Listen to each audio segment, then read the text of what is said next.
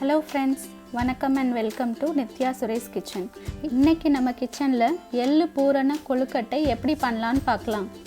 இதுக்கு நான் 1 கப் அளவுக்கு அரிசி மாவு, 3/4 கப் அளவுக்கு வெல்லம்,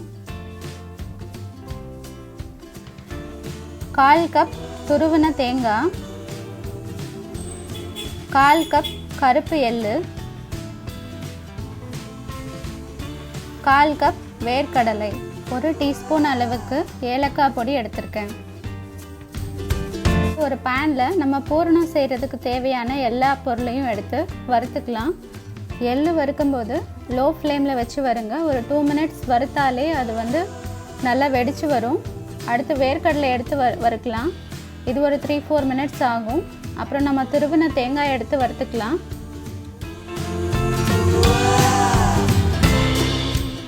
இப்போ வறுத்த எள்ளு, வேர்க்கடலை, தேங்காய் எல்லாம் சேர்த்து மிக்சியில் அரைச்சிக்கலாம்.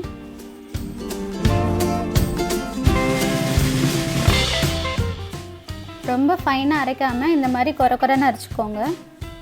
இப்போ ஒரு பேனில் வெல்லத்தை சேர்த்து அது கூட கொஞ்சமாக தண்ணி சேர்த்து கரைச்சிக்கலாம்.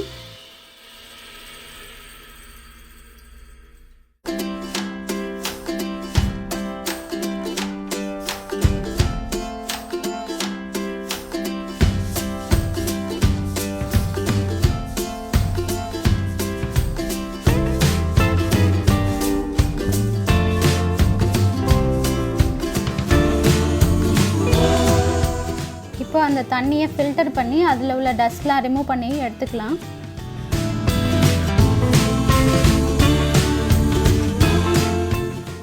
நம்ம எடுத்து வச்சுருக்க எள்ளு பூரணத்தை ஆட் பண்ணி மிக்ஸ் பண்ணிக்கலாம். அது கூட ஏலக்காய் தூளும் ஆட் பண்ணிக்கலாம். இந்த பூரணம் ரெடி பண்ணும்போது நீங்கள் ஸ்டவ் ஆஃப் பண்ணிவிடுங்க, இல்லைன்னா ஜாகரி ரொம்ப கெட்டி ஆகிடும்.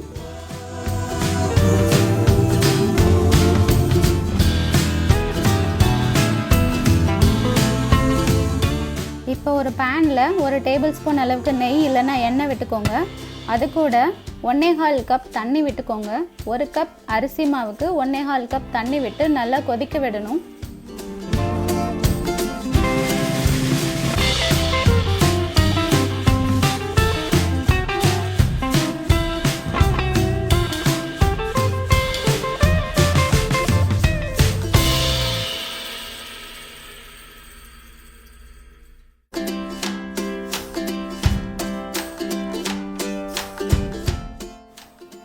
இதில் 1/2 டீஸ்பூன் அளவுக்கு உப்பு சேர்த்து நல்லா மிக்ஸ் பண்ணிக்கலாம். தண்ணி சூடானோன்னு நம்ம எடுத்து வச்சுருக்க அரிசி மாவு எடுத்து கலந்து மிக்ஸ் பண்ணிக்கலாம். இது பண்ணும்போது லோ ஃப்ளேமில் வச்சு பண்ணுங்கள். ஈஸியாக கட்டி விழும். அது விழாமல் நீங்கள் கிண்டிக்கிட்டே இருக்கணும். இந்த மாதிரி வரும். ஸ்டவ் ஆஃப் பண்ணிவிட்டு இது தனியாக எடுத்து வச்சு நீங்கள் மிக்ஸ் பண்ணணும். இது கொஞ்சம் வேலை அதிகமாக இருக்கிற ப்ராசஸ் தான். பட் இப்படி பண்ணால் மாவு நல்லா சாஃப்டாக இருக்கும். இங்கே பாருங்கள், மாவு நல்லா சாஃப்டாக இருக்குது. தொட்டால் கையில் ஒட்டக்கூடாது. அப்போ தான் கொழுக்கட்டை நல்லா பிடிக்கிறதுக்கு வரும்.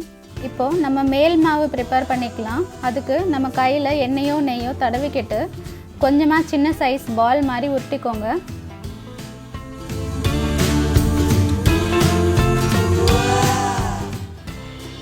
இந்த மாதிரி சின்ன சைஸ் பால்ஸ் உருட்டிக்கோங்க. இப்போது நம்ம எள்ளு பூரணம் ஸ்டஃப் பண்ணுறதுக்கு அதை எடுத்து மேல் மாவை விட கொஞ்சம் சின்ன சைஸில் உருட்டி எடுத்துக்கலாம். இப்போது மேல் மாவில் சென்டரில் கொஞ்சம் ப்ரெஸ் பண்ணி ஒரு கப் ஷேப்பில் கொண்டு வரலாம்.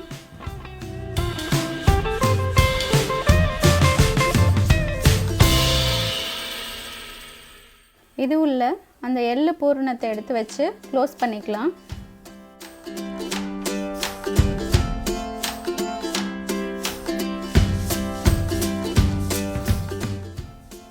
மறுபடியும் இந்த பாலை லைட்டாக உருட்டி விட்டிங்கன்னா நல்லா ஸ்மூத் பாலாக இருக்கும். இந்த மாதிரி எல்லா மாவையும் பூரணத்தையும் எடுத்து நம்ம கொழுக்கட்டை செஞ்சு வச்சிடலாம். இப்போது நான் ஒரு மோல்டு யூஸ் பண்ணுறேன், கொழுக்கட்டை மோல்டு. அதில் எப்படி பண்ணுறேன்னு காமிக்கிறேன்.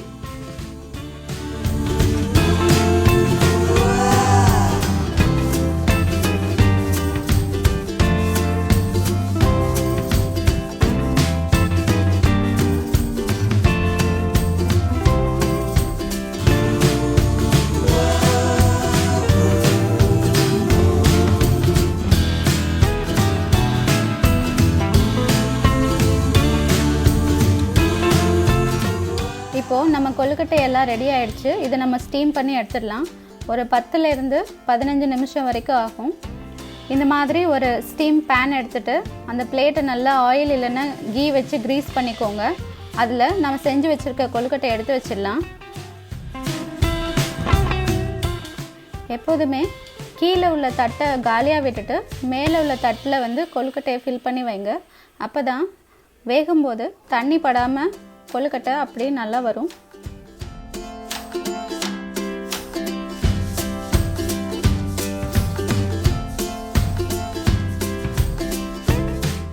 இதை நம்ம கவர் பண்ணி ஒரு 10 to 15 மினிட்ஸ் லோ ஃப்ளேமில் ஹீட் ஆகட்டும். இப்போ 15 மினிட்ஸ் ஆயிடுச்சு. இதை நம்ம ஓப்பன் பண்ணி பார்க்கலாம். கொழுக்கட்டை நல்லா வெந்துடுச்சு. இதை நம்ம ஸ்டவ் ஆஃப் பண்ணிவிட்டு எடுத்து வச்சிடலாம். இப்போ கட் பண்ணி பார்த்தீங்கன்னா மாவு நல்லா வெந்திருக்கும். நம்மளோட கொழுக்கட்டை ரெடி ஆயிடுச்சு. நீங்களும் உங்கள் வீட்டில் இந்த மாதிரி கொழுக்கட்டை செஞ்சு பாருங்கள். செஞ்சு பார்த்துட்டு உங்களோட கமெண்ட் ஷேர் பண்ணுங்கள். உங்களுக்கு இந்த வீடியோ பிடிச்சிருந்துன்னா லைக் பண்ணுங்கள். சேனலை சப்ஸ்கிரைப் பண்ணுங்கள். தேங்க்யூ.